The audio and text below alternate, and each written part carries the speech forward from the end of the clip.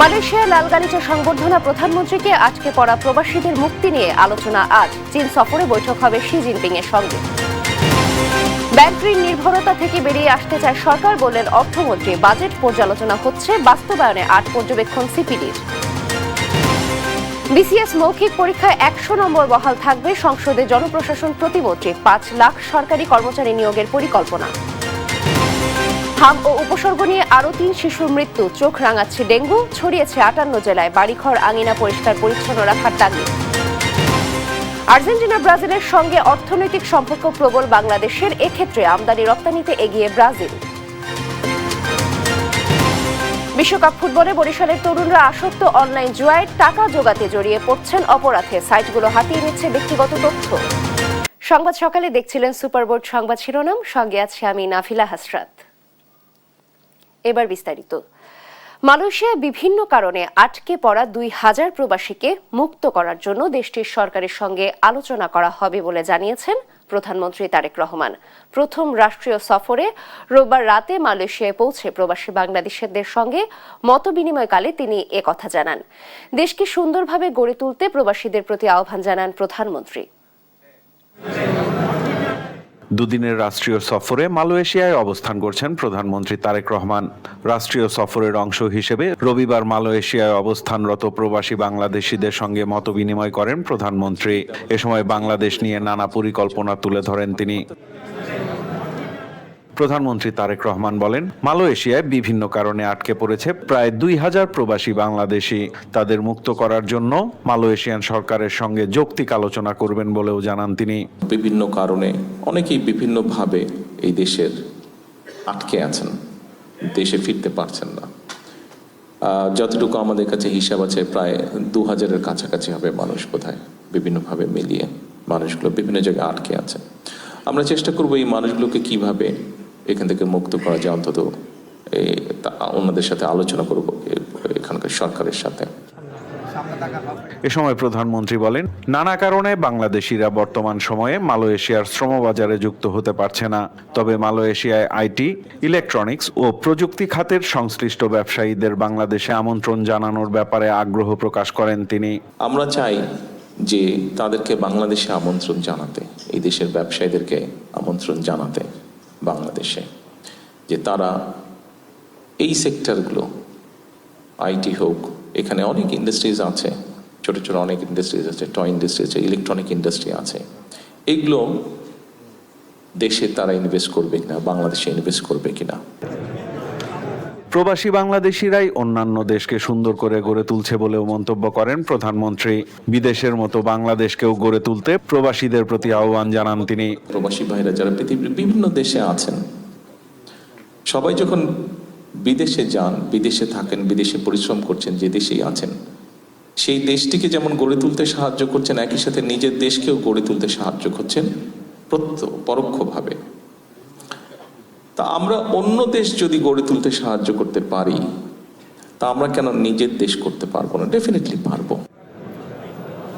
সাইফুল রিপন, দেশ TV, Malaysia. Freedom নিয়ে এলো স্কুটি নাকি গোল্ড অফার। স্টিকারে থাকা কিউআর কোড স্ক্যান করে প্যাকের ভেতরের কোডটি দাও আর প্রশ্নের উত্তর দিয়ে জিতে নাও স্কুটি অথবা গোল্ড কয়েন। মালয়েশিয়ার রাষ্ট্রীয় সফরের দ্বিতীয় দিনে কর্মসূচিতে যোগ দিয়েছেন প্রধানমন্ত্রী তারেক রহমান। সরাসরি চলে যাচ্ছি সেখানে।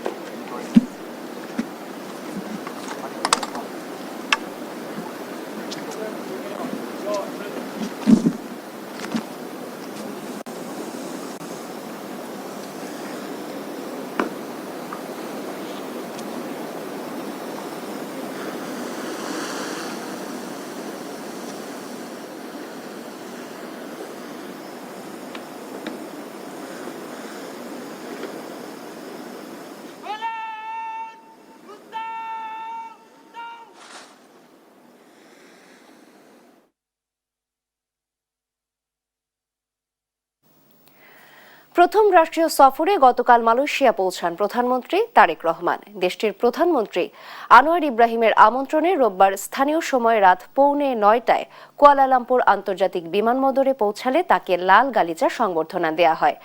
আজ সে দেশের প্রধানমন্ত্রী আনোয়ার ইব্রাহিমের সঙ্গে দ্বিপক্ষীয় বৈঠক করবেন প্রধানমন্ত্রী তারেক রহমান। আলোচনা হবে মালয়েশিয়ার শ্রমবাজার খোলার বিষয়ে, এছাড়াও বাণিজ্য, বিনিয়োগ, জ্বালানি, কৃষি এবং শিক্ষা খাতে অধিকতর সহযোগিতা নিয়েও আলোচনা হবে। আজই চীনের উদ্দেশ্যে রওনা দেবেন প্রধানমন্ত্রী। এ সফরে চীনের প্রেসিডেন্ট শি জিনপিং এর সঙ্গে বৈঠক করবেন। সফরে দুদেশের মধ্যে 2টি চুক্তি ও 17টি সমঝোতা স্মারক স্বাক্ষরের কথা রয়েছে।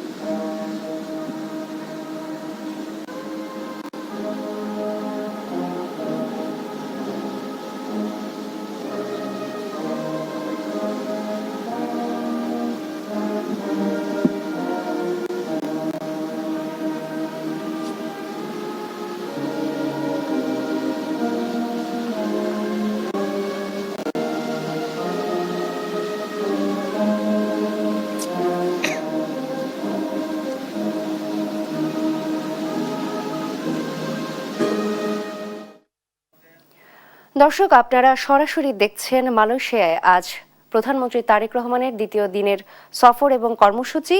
আমরা দেখতে পাচ্ছি দুই দেশের জাতীয় সঙ্গীত বাজানোর মধ্য দিয়ে সংবর্ধনা দেয়া হচ্ছে আমাদের প্রধানমন্ত্রী তারেক রহমানকে। এর আগে গতকাল প্রথম রাষ্ট্রীয় সফরে মালয়েশিয়া পৌঁছান প্রধানমন্ত্রী তারেক রহমান এবং প্রধানমন্ত্রী হিসেবে নির্বাচিত হওয়ার পর এটিই কিন্তু তার প্রথম কোনো বৈদেশিক সফর। আমরা জেনেছি দেশটির প্রধানমন্ত্রী আনোয়ার ইব্রাহিমের আমন্ত্রণে রোববার স্থানীয় সময় রাত 9টার দিকে কুয়ালালামপুর আন্তর্জাতিক বিমানবন্দরে পৌঁছান এবং তাকে লাল গালিচা সংবর্ধনা দেওয়া হয়। এবং আমরা এটিও দেখেছি প্রধানমন্ত্রী তারেক রহমানের সাথে তার সহধর্মিণী জুবাইদা রহমানও উপস্থিত ছিলেন এবং আজ সে দেশের প্রধানমন্ত্রী আনোয়ার ইব্রাহিমের সঙ্গে দ্বিপক্ষীয় বৈঠক করবেন প্রধানমন্ত্রী তারেক রহমান। আমরা জানতে পেরেছি যে আলোচনা হবে মালয়েশিয়ার শ্রমবাজার খোলার বিষয়ে। আমরা সকলেই জানি যে মধ্যপ্রাচ্যে, বিশেষ করে মালয়েশিয়ায় শ্রমবাজার অত্যন্ত গুরুত্বপূর্ণ বাংলাদেশের জন্য এবং এছাড়াও বাণিজ্য, বিনিয়োগ, জ্বালানি, কৃষি এবং শিক্ষা খাতে আমরা যতটুকু জানতে পেরেছি যে অধিকতর সহযোগিতা নিয়েও আলোচনা হবে। মালয়েশিয়া ইতোমধ্যেই তাদের নিজেদের সক্ষমতা নিয়ে বা পুরো বিশ্বেই আলোচিত এবং তাদের এই সহযোগিতাপূর্ণ মনোভাব এবং দুই দেশের দ্বিপক্ষীয় বৈঠকের মাধ্যমে আজ বাংলাদেশের জন্য একটি গুরুত্বপূর্ণ চুক্তি বা আলোচনার মাধ্যমে আমরা জানতে পেরেছি যে আজ এই দুই দেশের দ্বিপক্ষীয় বৈঠকের মাধ্যমে একটি সমঝোতার স্মারক স্বাক্ষরিত হতে পারে, যা বাংলাদেশের অর্থনৈতিক এবং শিক্ষাগত উন্নয়নের দিক থেকে অনেক বেশি গুরুত্বপূর্ণ বলে আমরা ধারণা করছি। এই সফরে চীনের প্রেসিডেন্ট শি জিনপিং এর সঙ্গেও বৈঠক করবেন প্রধানমন্ত্রী তারেক রহমান। মালয়েশিয়া সফর শেষে তিনি চীনে যাবেন এবং সেখানে দুই দেশের মধ্যে 2টি চুক্তি এবং 17টি সমঝোতা স্মারক স্বাক্ষরের কথা রয়েছে বলে আমরা জানতে পেরেছি। এবং এখন মালয়েশিয়াতে প্রধানমন্ত্রী তারেক রহমানকে দ্বিতীয় দিনের কর্মসূচিতে সংবর্ধনা দেওয়া হচ্ছে অত্যন্ত চমৎকারভাবে, তা আপনারা সরাসরি উপভোগ করছেন।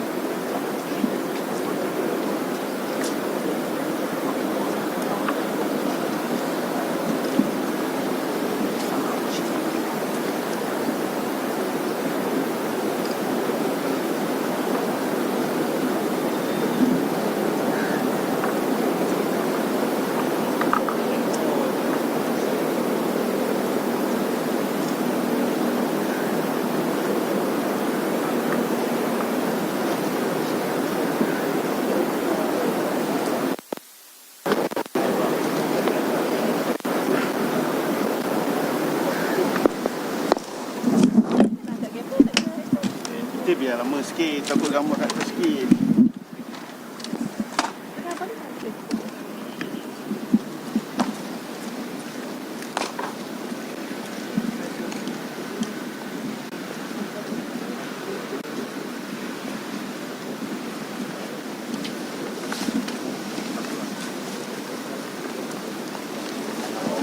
Keluar.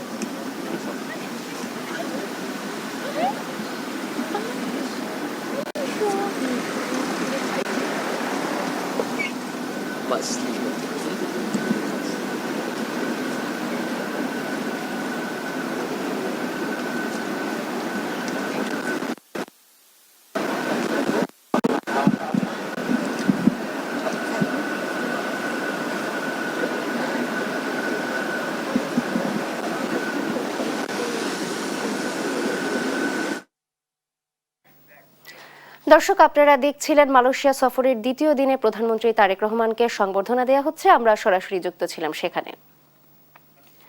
এদিকে রাষ্ট্রীয় সফরের দ্বিতীয় দিনে আজ প্রধানমন্ত্রী তারেক রহমান মালয়েশিয়ার প্রধানমন্ত্রী আনোয়ার ইব্রাহিমের সঙ্গে দ্বিপক্ষীয় বৈঠক করবেন। পরে চীনের উদ্দেশ্যে রওনা দেবেন প্রধানমন্ত্রী।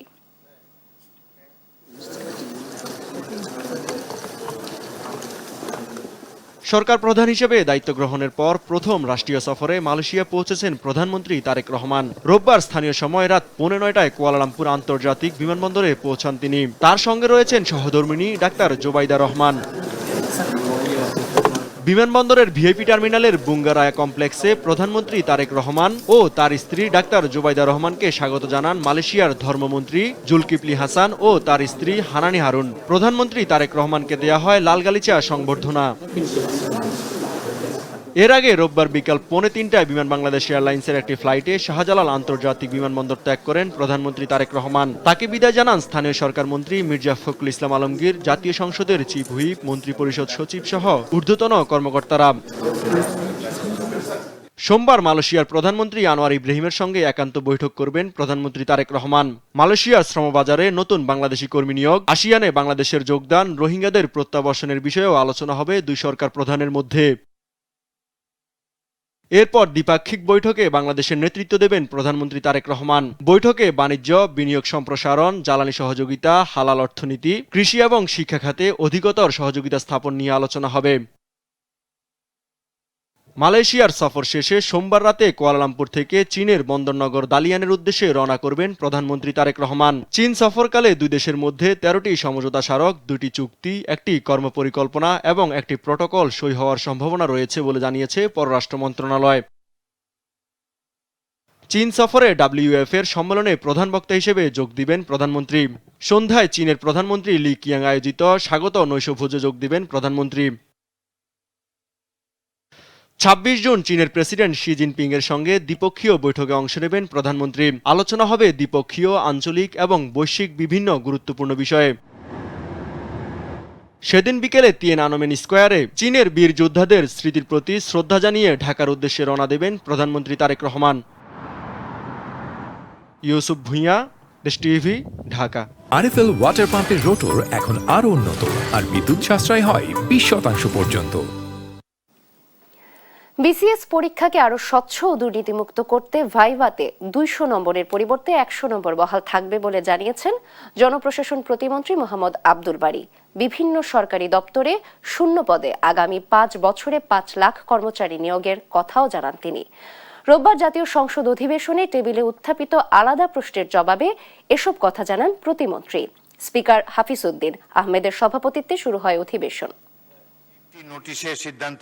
রোববার দুপুরে স্পিকার হাফিজউদ্দিন আহমেদের সভাপতিত্বে শুরু হয় ত্রয়োদশ জাতীয় সংসদের দ্বিতীয় অধিবেশনে 11তম দিনের কার্যক্রম। এদিন মাওলানা মামুনুল হককে নিয়ে বিএনপি দলীয় সংসদ সদস্য খন্দকার আবু আশফাকের দেয়া বৃহস্পতিবারের বক্তব্য এবং নিজের মন্তব্য সংসদের কার্যবিবরণী থেকে বাদ দেওয়ার কথা জানান স্পিকার। বাক স্বাধীনতা তো এখন আছে বর্তমান বাংলাদেশে, রাজনীতিবিদরা অনেক কথা বলে থাকেন, তো সংসদের বাইরে যে কথা বলা হয়েছে সেটা সংসদের বাইরে জবাব দেওয়াই ভালো। এছাড়া নিজেকে শহীদ মুক্তিযোদ্ধার সন্তান দাবি করা জামায়াতের সংসদ সদস্য আব্দুল মুত্তাকিমের বক্তব্য এক্সপাঞ্জ করেন তিনি।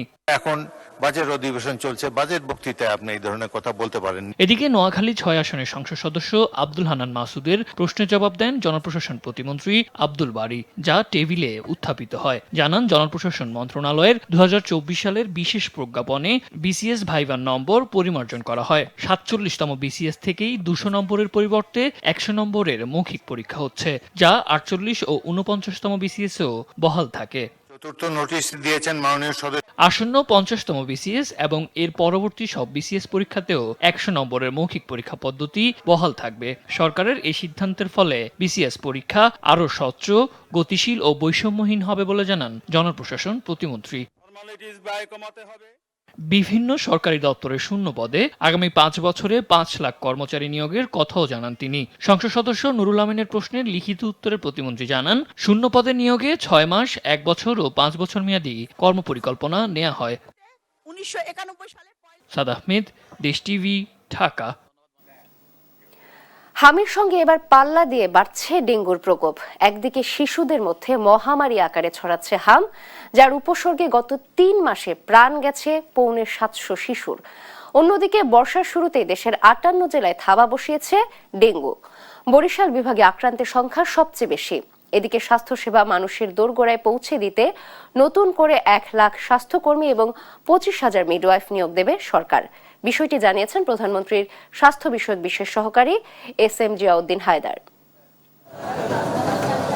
দেশের স্বাস্থ্য খাতে এখন দ্বিমুখী সংকট। একদিকে ডেঙ্গুর চোখ রাঙানি, অন্যদিকে নিয়ন্ত্রণহীন হাম। গত 24 ঘন্টায় সারা দেশে হামের উপসর্গে 3 জন এবং ডেঙ্গুতে 2 জনের মৃত্যু হয়েছে। এ সময় নতুন করে হামে আক্রান্ত হয়েছেন 1063 জন এবং ডেঙ্গু নিয়ে হাসপাতালে ভর্তি হন আরও 220 জন। রাজধানীর মুগদা মেডিকেল কলেজ হাসপাতালে বাড়ছে হাম ও ডেঙ্গু আক্রান্ত রোগীর ভিড়। বর্তমানে হাসপাতালটিতে কেবল হাম নিয়েই ভর্তি আছেন 67 রোগী, যার মধ্যে আজই নতুন ভর্তি হয়েছেন 3 জন। এছাড়া ডেঙ্গু আক্রান্ত চিকিৎসাধীন আছেন 11 রোগী। বাচ্চা এমনি ঠান্ডা জ্বর নিয়ে আসছিলাম, ঠিক আছে, তারপরে অনেক রিপোর্ট দিল, টেস্ট দিল, করাইছে, এখন সবকিছু ভালো আছে। আমি আসছি বৃহস্পতিবার, বাচ্চার নিউমোনিয়া আর হাম রোগ ধরা খাইছে।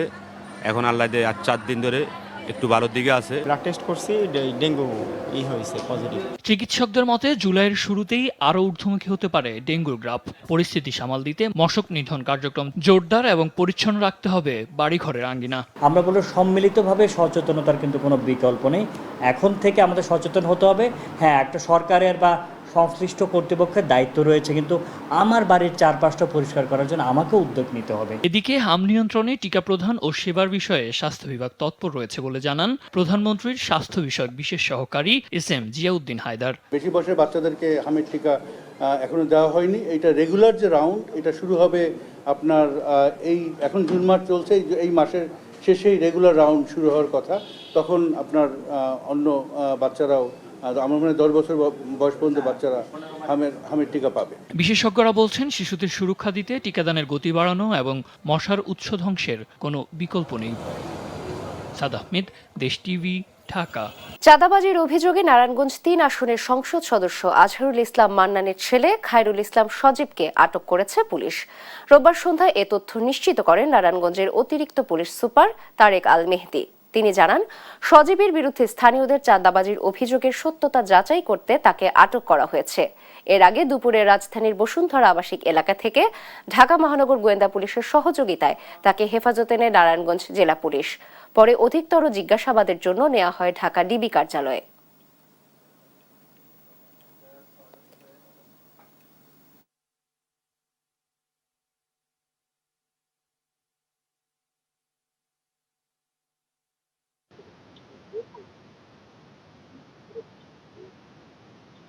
তার বিরুদ্ধে কিছু অভিযোগ আছে আমাদের কাছে, সেই অভিযোগগুলো আমরা ভেরিফাই করার জন্য জিজ্ঞাসাবাদের জন্য আমরা নিয়ে এসেছিলাম। তো এই তাকে আরো অধিকতর জিজ্ঞাসাবাদের জন্য জিএমপি ডিবি কার্যালয়ে এখন নেওয়া হবে। 5-6টি অভিযোগ আমাদের কাছে আছে এবং ঢাকাও কিছু অভিযোগ আছে, যে কারণে ঢাকা ডিএমপি ডিবি কার্যালয়ে নেওয়া হচ্ছে। ফুটবলে অন্যতম বড় দুই পরাশক্তি ব্রাজিল ও আর্জেন্টিনা। বাংলাদেশে এই দুই দলের সমর্থক সবচেয়ে বেশি। তবে খেলার মাঠ ছাপিয়ে এই দুটি দেশের সঙ্গে বাংলাদেশের দ্বিপাক্ষিক বাণিজ্যিক সম্পর্ক রয়েছে। যদিও আমদানি রপ্তানিতে আর্জেন্টিনার চেয়ে ব্রাজিল এগিয়ে। ভবিষ্যতে দক্ষিণ আমেরিকার এই দুই দেশের সঙ্গে বাংলাদেশের বাণিজ্য সম্প্রসারণে কূটনৈতিক তৎপরতা বাড়ানোর পাশাপাশি ব্যয় কমিয়ে প্রযুক্তি নির্ভর উৎপাদন এবং বিনিয়োগ বান্ধব পরিবেশ নিশ্চিতের তাগিদ ব্যবসায়ী ও অর্থনীতিবিদদের। বিস্তারিত আরাফাত ইসলামের রিপোর্টে। ফুটবল বিশ্বকাপের উন্মাদনায় মেতেছে সারা দেশ। বেশিরভাগ মানুষই ব্রাজিল আর্জেন্টিনা শিবিরে বিভক্ত। কেউ মেসির সমর্থক, কেউ বা নেইমারের। মাঠের বাইরে অর্থনীতির স্কোরে এখন পর্যন্ত ফলাফল একপেশে, যেখানে আর্জেন্টিনাকে অনেকটাই পেছনে ফেলে স্পষ্ট ব্যবধানে এগিয়ে রয়েছে ব্রাজিল। বাংলাদেশের সঙ্গে ব্রাজিল ও আর্জেন্টিনার দ্বিপাক্ষিক বাণিজ্যে ব্রাজিলের এগিয়ে থাকার অন্যতম কারণ দেশটির অর্থনৈতিক সক্ষমতা। বিশ্বের 11তম বৃহত্তম অর্থনীতির দেশ ব্রাজিল। লন্ডন ভিত্তিক গবেষণা প্রতিষ্ঠান CEBR এর তথ্য অনুযায়ী 2025 সালে দেশটির অর্থনীতির আকার ছিল প্রায় $2.3 ট্রিলিয়ন। অপরদিকে আর্জেন্টিনা বিশ্বের 25তম বৃহত্তম অর্থনীতির দেশ। যদিও সাম্প্রতিক বছরগুলোতে দেশটি উচ্চ মূল্যস্ফীতি, মুদ্রা সংকট ও আর্থিক অস্থিরতার মতো চ্যালেঞ্জের মুখোমুখি হয়েছে। 2024-25 অর্থ বছরে বাংলাদেশ বিশ্বের বিভিন্ন দেশ থেকে মোট $66.33 বিলিয়ন পণ্য আমদানি করেছে। বাংলাদেশের মোট আমদানির প্রায় 3.9% উৎসই ব্রাজিল, যা বাংলাদেশের 6ষ্ঠ বৃহত্তম আমদানি উৎস। অপরদিকে একই সময়ে আর্জেন্টিনা থেকে আমদানি হয়েছে $785 মিলিয়ন পণ্য। মোট আমদানিতে যার অংশ মাত্র 1.2%। আমদানিকারক দেশগুলোর তালিকায় আর্জেন্টিনার অবস্থান 17তম। শুধু আমদানিতেই নয়, রফতানির ক্ষেত্রেও বাংলাদেশের জন্য বড় বাজার হয়ে উঠছে ব্রাজিল। 2024-25 অর্থ বছরে ব্রাজিলে $187.3 মিলিয়ন পণ্য রফতানি করেছে বাংলাদেশ। বাংলাদেশের রপ্তানি গন্তব্য হিসেবে দেশটির অবস্থান 27তম। অপরদিকে আর্জেন্টিনায় বাংলাদেশের রপ্তানি মাত্র $21.6 মিলিয়ন। মোট রপ্তানি আয়ের হিসেবে যার অংশ মাত্র 0.4%। বাংলাদেশের রপ্তানি গন্তব্যের তালিকায় দেশটির অবস্থান 65তম। বাংলাদেশের জন্য ব্রাজিল ও আর্জেন্টিনা উভয়ই গুরুত্বপূর্ণ বাজার বলে মনে করেন ব্যবসায়ীরা। ব্রাজিলটা ভালো মার্কেট, কিন্তু যেই মেইন সমস্যাটা ব্রাজিলের সাথে আমাদের ট্রেডের জন্য বাংলাদেশ থেকে যেতে হয়, যে ওই অঞ্চলের বাইরে কোনো দেশ যদি এখানে পণ্য রপ্তানি করতে হয় প্রায় 35% কিন্তু ডিউটি দিতে হবে, যদি না আপনার সাথে ভিন্ন কোনো অ্যারেঞ্জমেন্ট থাকে। তো তার মানে আপনি বুঝতেই পারছেন যে কেন বাড়ছে না। পণ্যের পাশাপাশি এ দুই দেশ দক্ষ শ্রমশক্তি রপ্তানির বাজারও হতে পারে বলে মনে করেন এ অর্থনীতিবিদ। আমরা যদি নতুন শ্রমবাজার হিসাবে চিন্তা করি, তাহলে প্রকৃতপক্ষে ব্রাজিলে আমি মনে করি একটা বড় ধরনের স্কোপ রয়েছে। সেখানে এগ্রিকালচার থেকে শুরু করে ইন্ডাস্ট্রি এবং বিভিন্ন ধরনের শ্রমের বাজার আসলে ওপেন আছে। কিন্তু এই শ্রমিকের বাজারটা কিন্তু আসলে প্রকৃতপক্ষে নির্ভর করে, আমি আবারও বলছি, যে সেই বাণিজ্যিক তৎপরতার মাধ্যমে। ভবিষ্যতে ব্রাজিল ও আর্জেন্টিনার সঙ্গে আরও বাণিজ্য সম্প্রসারণে কূটনৈতিক ও বাণিজ্য সম্পর্ক জোরদারের পরামর্শ দেন তারা। আরাফাত ইসলাম, দেশ টিভি, ঢাকা। বিশ্বকাপ ফুটবলকে কেন্দ্র করে বরিশালের তরুণরা মারাত্মকভাবে আসক্ত হয়েছে অনলাইন জুয়ায়। জুয়ার টাকায় নেশাগ্রস্ত হওয়ার পাশাপাশি টাকার যোগান দিতে নানা অপরাধেও জড়িয়ে পড়ছেন তারা। আইটি বিশেষজ্ঞরা বলছেন, জুয়ার সাইটগুলো নিরাপদ না হওয়ায় হুমকির মুখে পড়ছে ব্যক্তিগত তথ্য। স্মার্টফোন ও ইন্টারনেটের সহজলভ্যতায় অনলাইন জুয়া এখন রমরমা। হাতের মুঠোয় স্মার্টফোন দিয়ে শহর থেকে গ্রাম সবখানে অনলাইন জুয়ার নেশায় আসক্ত হচ্ছেন তরুণরা। বরিশালে ফুটবল বিশ্বকাপকে কেন্দ্র করে রাতারাতি বড়লোক হওয়ার প্রলোভনে পা বাড়াচ্ছেন অপরাধ জগতে। অনলাইন জুয়ারিরা জানান, আত্মীয় ও বন্ধুদের মাধ্যমে প্রথমে 500 টাকা দিয়ে খেলা শুরু করে ক্ষতি হয়েছে লাখ টাকা। অনেকে লোকসানের টাকা তুলতে জড়িয়েছেন নানা অপরাধে। এমনকি অনেক কিশোর জুয়ার টাকায় আসক্ত হয়ে পড়েছে নেশায়। 500 টাকা ডিপোজিট করছে, সেখান থেকে সে প্রায় 10,000 টাকা উইথড্র দিছে। সেটা দেখে আমারও একটু লোভ লাগে যে 500 টাকায় 10,000 টাকা সে পাইছে, আমি একটু ভরি। 344 জয়া আছে, এবার 299 আছে, আরও অনেক ওয়েবসাইট আছে বাংলাদেশে যেটা ইতে সার্চ দিলেই পাওয়া যায়। নগরীর বেশ কয়েকটি মাদক নিরাময় কেন্দ্রে গিয়ে দেখা যায়, আগে যেখানে প্রতি মাসে রোগী ভর্তি হতো 20 থেকে 30 জন, সেখানে এখন সেই সংখ্যা ছাড়িয়েছে অর্ধশতেরও বেশি। এমন পরিস্থিতিতে তরুণদের জুয়ার আসক্তি থেকে ফেরাতে পরিবারের কঠোর হওয়ার বিকল্প নেই বলছে সচেতন মহল। কি ব্রাউজিং করছে, কোন কোন সাইটে তিনি বিচরণ করছেন, এগুলো যদি তারা তদারকি করেন, তাহলে আমরা মনে করি যে অনলাইন জুয়া থেকে বা মাদকাসক্তি এই ধরনের মানসিক রোগে আক্রান্ত হওয়ার থেকে দূরে রাখা যাবে। ইন্টার থেকে বা মেট্রিক থেকে honours second year, third year বা অনার্স পর্যন্ত বাবা মার খুব কঠিনভাবে পর্যবেক্ষণ মনিটরিং এ রাখা উচিত। সাইবার বিশেষজ্ঞরা বলছেন, জুয়ার বেশিরভাগ সাইট নিরাপদ না হওয়ায় হুমকির মুখে পড়েছে ব্যক্তিগত তথ্য। ব্যক্তিগত তথ্য দেয়া এবং আমাদের ব্যাংক অ্যাকাউন্ট থেকে শুরু করে মোবাইল ফাইন্যান্সিয়াল সার্ভিসগুলো তথ্য প্রদান করা খুবই ঝুঁকিপূর্ণ। গত 2 বছরে প্রায় অর্ধশত অনলাইন জুয়ার সাথে জড়িতদের আইনের আওতায় আনা হয়েছে বলে জানায় পুলিশ। কোনো ধরনের কোনো জুয়া বা অনলাইন জুয়ার কোনো স্থান নাই, এটা আমাদের যে পেট্রোলিং টিম আছে তারা কাজ করছে। এছাড়াও আমরা বিভিন্ন সোর্স থেকে যখনই তথ্য পাই বা পাবো, সাথে সাথে আমরা এই ব্যাপারে সর্বোচ্চ ব্যবস্থা নেওয়ার চেষ্টা করব। শাকিল মাহমুদ, দেশ টিভি, বরিশাল।